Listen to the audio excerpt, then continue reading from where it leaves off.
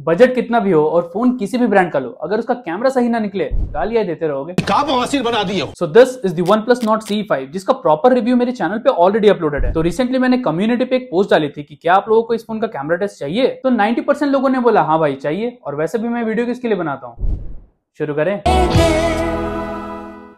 Start करते हैं specifications के साथ। तो इस फोन के बैक में सिर्फ दो ही कैमरास मिलते हैं। प्राइमरी है 50 megapixel Soni LYT600 sensor with f1.8 aperture and OIS। ऊपर से एक 8 मेगापिक्सल का अल्ट्रा वाइड भी दिया हुआ है जिसका कवरेज बहुत ज्यादा है, बहुत ज्यादा। तू समझा। फ्रंट की साइड 16 मेगापिक्सल का सेल्फी कैमरा भी मिलता है which is 23 mm wide and has f2.4 aperture. चलो भाई ये तो थे स्पेक्स, बट फोटोज कैसे आते हैं दिखा रहा हूँ, सब्र तो करो। सबसे पहले ह्यूमन सब्जेक्ट्स की बात करें तो स्किन स्मूथ करता है, चाहे 1x पे लो या फिर 2x पे या फिर अल्ट्रा वाइड से, सबका सेम ही सीन है। और पता नहीं ये लोग रंग रंग की बाल्टी खेलना कब बंद करेंगे, मतलब इतना ज्यादा भगवान का दिया हुआ सब कुछ है। एंड जितनी भी फोटोज मैंने प्राइमरी और अल्ट्रा वाइड सेंसर से लिए, कलर्स की मात्रा बहुत ज्यादा है। बट जब आप पोर्ट्रेट लेते हो ना, पता नहीं ये ठीक कैसे हो जाता है। मतलब यहाँ पे अगर आप नोटिस करोगे तो पोर्ट्रेट वाली फोटो में कलर्स कम है एंड इवन स्किन को थोड़ा और स्मूथ करने की कोशिश की गई है। इवन यहाँ पे भी मेरी टी शर्ट का ब्लैक पोर्ट्रेट वाले में उतना ब्लैक नहीं है। कुल मिला के अगर आप पोर्ट्रेट फोटोज ले रहे हो तो मुंह धोने पोछने की जरूरत नहीं है, OnePlus सब देख लेगा। और एक चीज ये है कि इस फोन में आप फोटो लेने से पहले बैकग्राउंड ब्लर को एडजस्ट कर सकते हो, बट फोटो लेने के बाद गैलरी ऐप में उसको एडजस्ट करने का कोई ऑप्शन नहीं मिलता। एक बार जो क्लिक हो गया सो हो गया, वही फाइनल है, बाद में कुछ नहीं हो सकता। वैसे तो ये मैंने लास्ट वीडियो में भी बताया था, बट यहाँ पे भी बता दे रहा हूँ कि इसका अल्ट्रा वाइड उतना वाइड नहीं है जितने दूसरे फोन का है। जैसे इन दोनों फोटोज में आप नोटिस करोगे तो अल्ट्रा वाइड डेफिनेटली वाइड है, but comparing to other phone जिसके अंदर 120 डिग्री का FOV होता है,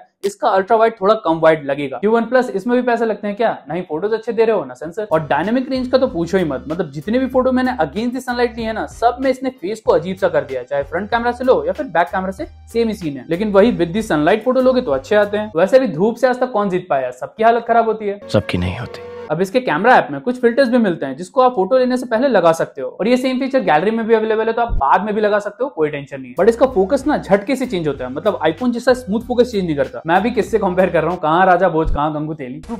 सेल्फी की बात करूँ तो प्राइमरी सेंसर की तरह यहाँ पे भी नॉर्मल सेल्फी में कलर्स ज्यादा आते हैं, बट पोर्ट्रेट वाले में देखोगे तो उसमें कलर्स की मात्रा थोड़ी कम है। और मैंने जितने भी सेल्फी फोटोज लिए हैं सबका यही हाल है। इनफैक्ट प्राइमरी सेंसर की तरह यहाँ पे भी डायनेमिक रेंज एवरेज है। कुल मिला के बोलो तो ह्यूमन सब्जेक्ट्स के लिए अगर आप पोर्ट्रेट मोड में फोटोज लोगे तो अच्छे आएंगे। हाँ, कुछ कुछ जगह ये कान काट देता है, जैसे इस फोटो को जूम करूं तो मेरी राइट वाली ईयर को इसने ब्लर कर दिया है। बट वही सेम फोटो जब मैंने 2x पे ली तो वहां पे एज कटआउट सही था, मतलब कलर्स, डिटेल्स, बैकग्राउंड ब्लर सब कुछ पोर्ट्रेट मोड में ज्यादा बेटर आएगा। बट वीवो के फ्लैगशिप की तरह कंसिस्टेंट नहीं है। हमको हल्का में मत लेना। एक प्रो मोड दिया हुआ है जहां पे आप शटर स्पीड, ISO और अपर्चर एडजस्ट करके बेटर फोटोज ले सकते हो। और हाँ, इस पे आप मैक्सिमम 20x तक जूम कर सकते हो, बट टेलीफोटो लेंस नहीं है तो डिटेल्स उतनी नहीं आएंगे, ज्यादा खुश मत हो। जैसे सबसे पहले मैंने 0.5x में फोटो ली, then 1x, 2x, 5x, 10x and finally 20x। और ये रहे सारे फोटोज जिसमें मैंने अपनी बाइक पे जूम किया था। कलर छोड़ के कुछ पता ही नहीं चल रहा है। अब इस फोन का प्राइमरी सेंसर ना बाय डिफॉल्ट 12 मेगापिक्सल पे शूट करता है, बट सेंसर तो 50 मेगापिक्सल का है ना। जैसे अगर आप 1x पे फोटो ले रहे हो तो वो 12 मेगापिक्सल के रिजल्ट शो करता है एंड उसमें उतने ही डिटेल्स होते हैं। But I can also swipe right and use this high raise mode जिससे आप प्रॉपर 50 मेगापिक्सल वाले शॉट्स को ले सकते हो एंड उसके अंदर वो 1x वाले से काफी बेटर डिटेल्स मिलेंगी। बट अगर 128 GB वाला फोन लेने का प्लान कर रहे हो तो फिर 1x पे ही लेना, क्योंकि 50 मेगापिक्सल का एक ही फोटो 15-20 MB का होता है। आईफोन तो यूं ही बदनाम है। कुछ बेसिक फीचर्स जैसे स्क्रीन पे टैप करके फोटो लेना या फिर हाथ दिखा के टाइमर ऑन करना, ये सब आपको कैमरा सेटिंग्स के अंदर मिल जाएंगे। और वहां पे भी बहुत सारे फीचर्स एंड ऑप्शन हैं जिसको आप अपने अकॉर्डिंग सेटअप कर सकते हो। और आपको क्या लग रहा है, मैंने ये काम सिर्फ दिन में किया है? रात में भी तो फोटोज लोगे ना। अब जितनी चीजें मैंने दिन के लिए बोली थी, रात में भी वो सारी चीजें कंटिन्यू होती है। और मैंने ना नाइट मोड ऑन करके फोटो लेने का ट्राई किया था, बट रात में बाय डिफॉल्ट नॉर्मल मोड पे भी नाइट मोड ऑन हो जाता है, इसलिए नाइट मोड और नॉर्मल मोड में आपको कोई फर्क ही नहीं दिखेगा। हालांकि आप चाहो तो ऑटो नाइट मोड को बंद कर सकते हो, बट क्यों करना, अच्छी फोटोज लेने में हेल्प ही करता है। जैसे ये लेफ्ट वाली फोटो मैंने नॉर्मल मोड में ली है, राइट वाली फोटो नाइट मोड में, मुझे तो बिल्कुल ना के बराबर का डिफरेंस दिख रहा है। हाँ, अगर आप अल्ट्रा वाइड से रात में फोटोज लेने की कोशिश करोगे तो शायद आपके मुंह से भी यही निकले, मुझे कुछ दिखाई नहीं दे रहा माँ। बट प्राइमरी सेंसर में फोटोज अच्छी आती हैं, चाहे टावर की लो या फिर टावर जैसे इंसान की, कोई फर्क नहीं है। फोटोज बहुत देख ली हैं, वीडियोस नहीं देखोगे। तो प्राइमरी कैमरा से आप 4K 60 fps तक शूट कर सकते हो, बट अल्ट्रा वाइड में max to max 1080p 30 fps तक का सपोर्ट है। एंड स्लो मोशन आप सिर्फ प्राइमरी सेंसर से शूट कर सकते हो, वो भी मैक्स 1080p 480 fps पे। बट अच्छी बात यह है कि 720p पे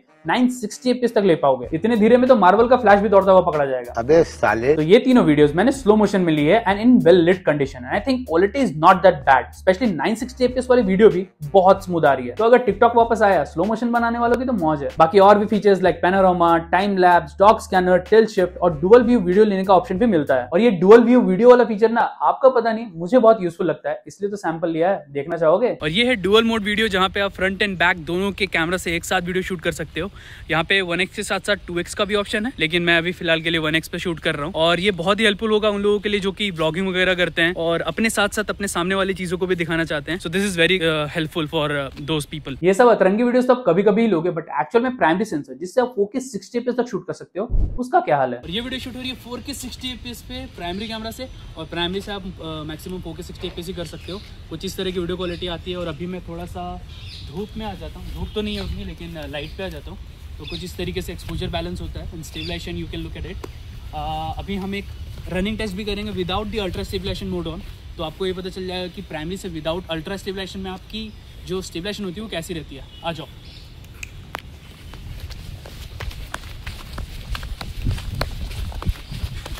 और प्राइमरी सेंसर पे ही एक अल्ट्रा स्टेबलाइजेशन मोड मिलता है, जिसको ऑन करते ही वीडियो 1080p 60 FPS पे स्विच हो जाती है। और इस बार ना मैं थोड़ा तेज दौड़ने वाला हूँ, देखता हूँ कितना स्टेबलाइज करता है। और अभी सेम चीज हम अल्ट्रा स्टेबलाइजेशन मोड ऑन करके भी चेक करेंगे, बट इसमें आप ना 4K 60 FPS पे शूट नहीं कर पाओगे। जैसे ही आप स्टेबलाइजेशन मोड ऑन करते हो 1080p पे स्विच हो जाता है, बट 60 FPS। आ जाओ।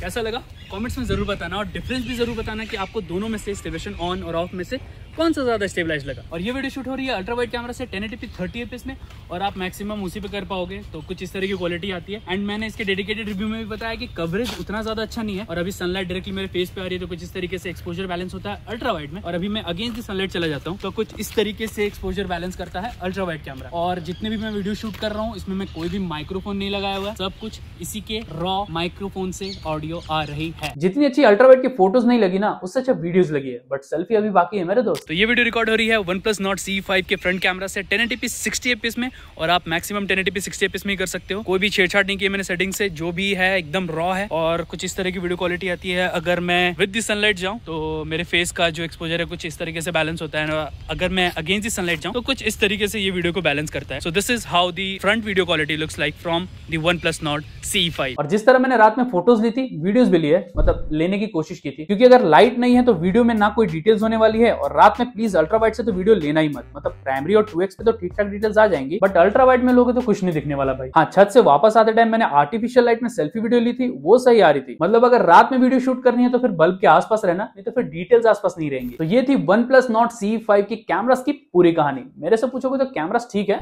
चलेगा। ऑब्वियसली इसको Samsung S24 FE या फिर M56 जैसे फोन से कंपेयर तो नहीं कर सकते, क्योंकि हार जाएगा बिना कंपेयर करे, ही बता रहा हूं। बट नॉर्मल फोटोज लेने वालों के लिए मोर देन एनफ है। क्या बोलते हो, लोगे? कमेंट्स में बताना जरा। लेकिन उससे पहले लेफ्ट वाली वीडियो जरूर देखना अगर इस फोन का फुल रिव्यू देखना चाहते हो तो, नहीं तो राइट वाली वीडियो से आपको पता चलेगा कि लोग पिक्सल के फोन क्यों लेते हैं। और मैं मिलता हूं आपसे अगली वीडियो में, तब तक के लिए हस्ता ला वीस्ता।